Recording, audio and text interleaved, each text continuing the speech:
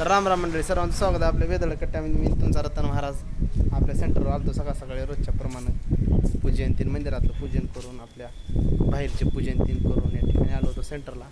आल्यानंतर काय मग आजचं वातावरण लांबजण्यातलं तुम्हाला सर्वांना तर माहीतच आहे. तुम्ही पाहू शकता हो का, वारं सुटलेलं आहे. आपल्या सेंटरच्या वरी आलो स्लॅबवर आहो, त्यामुळे इकडे सेंटर आहे मागल्या साईडला मित्रांनो. थंडगार वारा आणि झुमझुम थोडं थोडं येणारा पाऊस. कालपासून झालेली पावसाची सुरुवात, अतिशय थंडगार वातावरण, अतिशय कोकणासारखं आपलं गाव वाटत आहे.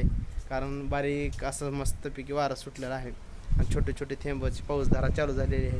आणि तिकडं जर पाहत असाल तुम्ही तेव्हा तिकडं आपल्या गावाच्या टावरकडं तिकडून जोरदार पाऊस येत आहे. मी तुम्हाला कॅमेऱ्यामध्ये कैद करून दाखवलेला. बघा बघा, पहा लवकर आता येते, मला मध्ये जावं लागते.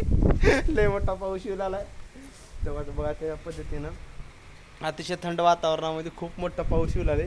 आणि आता पाऊस येण्याच्या अगोदर आपल्याला मध्ये जायचे आणि तिकडे तुम्हाला भाषा दाखवणार, कारण आम्हाला शेटरातीन वडावं लागते. खूप मोठं म्हणजे खूप मोठा पाऊस येऊ लागले.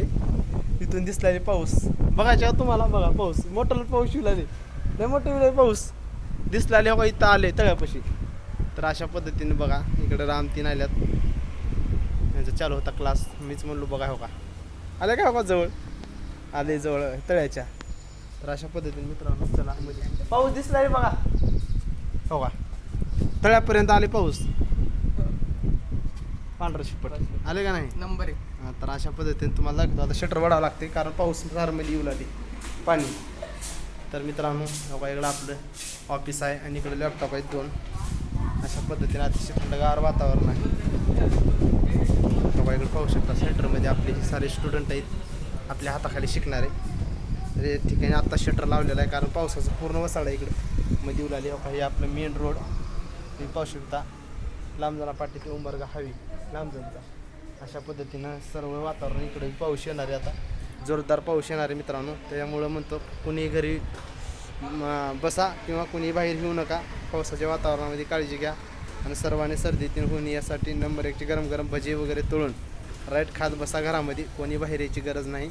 थोडे दिवस पाऊस पडू द्या फुल, कारण गावामध्ये आता जर पाऊस नाही पडला पेरण्यात अवघड आहे. परंतु प्यायच्या पाण्याचंही खूप असं टंचाई यावर्षी होणार आहे असं वाटलं आहे. म्हणून भरपूर अशा पद्धतीने पाऊस पडू द्या. कुणी पाऊस येऊ लागले म्हणून माझी कामं राहिले, माझं हे राहिलं म्हणू नका. पावसाला येऊ द्या, काय रागराग करू नका. जर पावसानं मनावर घेतलं तर अजून पाऊस निघून जाते. आधीच लांब जाण्यात पावसाची कमतरता कमी आहे गेल्या वर्षीपेक्षा. येऊ लागले पाऊस चांगली गोष्ट आहे. भरपूर पाऊस पडू द्या मित्रांनो. चला मी बसता सेंटरवर निवांत या ठिकाणी आपलं सेंटर सांभाळत. तुम्ही घरी बसा. नंबर 1 ज्याला काम आहे त्यानं कामं करत बसा, जास्त बाहेर फिरू नका. चला तर म्हणजे छोटासा ब्लॉग कसा वाटला काय नक्की सांगत चला, बोलत चला. राम राम.